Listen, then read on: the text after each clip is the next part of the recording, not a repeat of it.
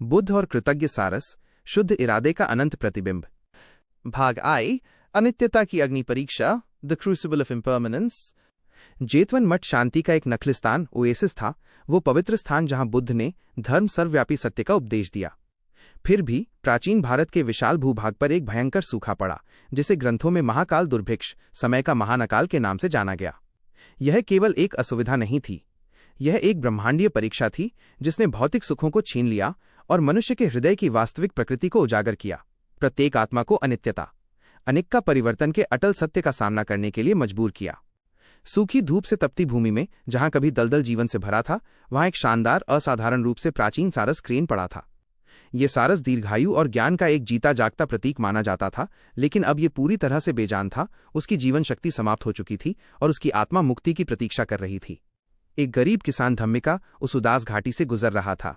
उसका सारा जीवन, उसके खेत धूल में मिल चुके थे।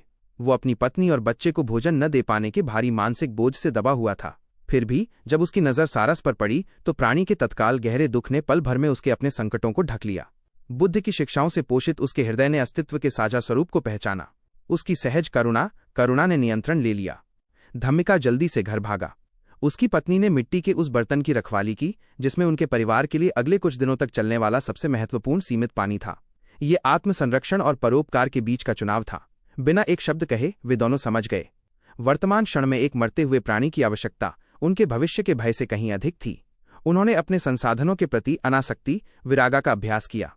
धम्मिका वापस लौटा और पूरे दिन सारस की सेवा में समर्पित रहा। उसने धैर्यपूर्वक उस अनमोल पानी को बूंद बूंद करके उसकी प्यासी चोंच में डाला। उसने अपने परिवार के अंतिम बचे हुए बाजरे के दानों को गीली मिट्टी के साथ मिलाकर पेस्ट बनाया और धीरे से कमजोर प्राणी को खिलाया। वो खुद असह्य धूप को सहते हुए सारस को अपनी देह से छाया देता रहा। उसका कार्य एक शुद्ध, बिना शर्त बलिदान था, एक पूर्ण आध्यात्मिक भेंट जो किसी भी प्रकार की अपेक्षा या स्वार्थ के छोटे से भी अंश से मुक्त थी।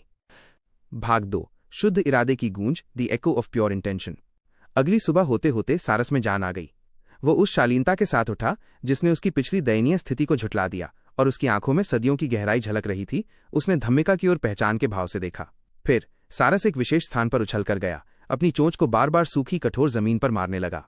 जब धम्मिका ने उस जगह खोदा तो उसे सोने के सिक्कों और नीलम से भरा हुआ एक भारी, लोहे से बंधा प्राचीन संदूक मिला, एक भूला हुआ शाही खजाना जिसे सारस के मार्गदर्शन से प्रकाश मिला था। धम्मिका खजाना देखकर लालची उत्साह में नहीं कूदा, बल्कि गहरे सम्मान में झुक गया। उस गहन नियम को समझा जो काम कर रहा था। उसने धन को छिपाया नहीं। उसने अनाज खरीदकर सभी सूखाग्रस्त गांवों में बांट दिया। उसकी कहानी बुद्ध की शिक्षाओं की प्रभावशीलता का एक जीवित प्रमाण बन गई। इस चमत्कारी भाग्य की खबर जल्द ही शहर के सबसे शक्तिशाली और कुख्यात साहूकार महाजन तक पहुंची। महाजन की आत्मा निर्दयी लोभ, लोभा और तीव्र लालसा, तन्हा से पूरी तरह कठोर हो चुकी थी। उसके लिए पूरा ब्रह्मांड एक बैलेंस शीट तक सीमित था। बकवास और संयोग, महाजन ने उपहास किया।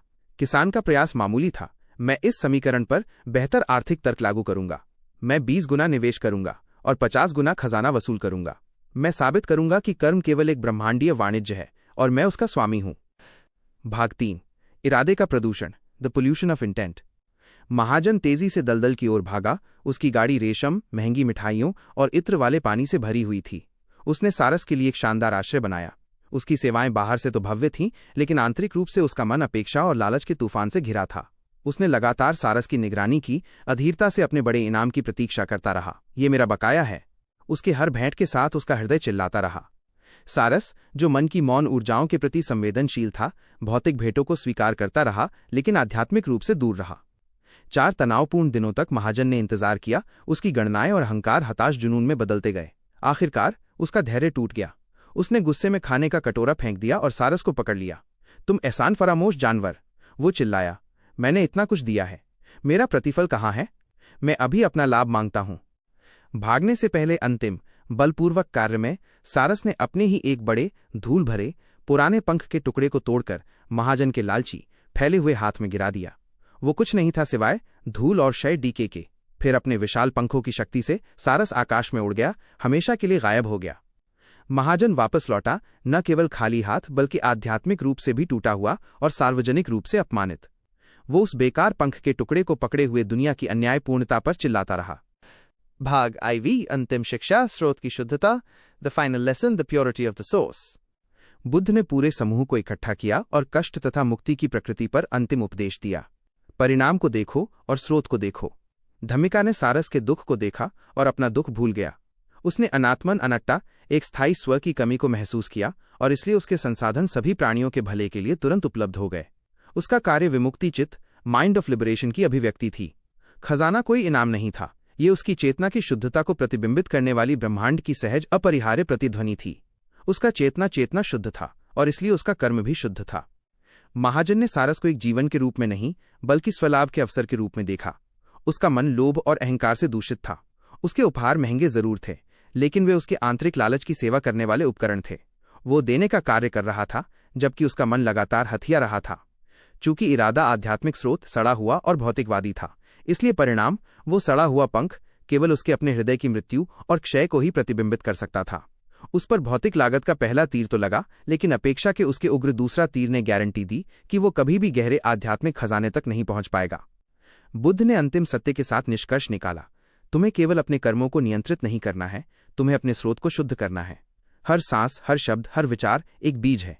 यदि तुम स्वार्थी इच्छा का बीज बोते हो तो तुम केवल भय और असंतोष ही काटोगे, भले ही तुम्हारे कार्य बाहर से कितने भी शानदार क्यों न दिखें। लेकिन यदि तुम शुद्ध निःस्वार्थ इरादे का बीज बोते हो तो संपूर्ण ब्रह्मांड सच्ची आध्यात्मिक समृद्धि की असीम अनर्जित कृपा को तुम तक पहुंचाने के लिए सहयोग करेगा।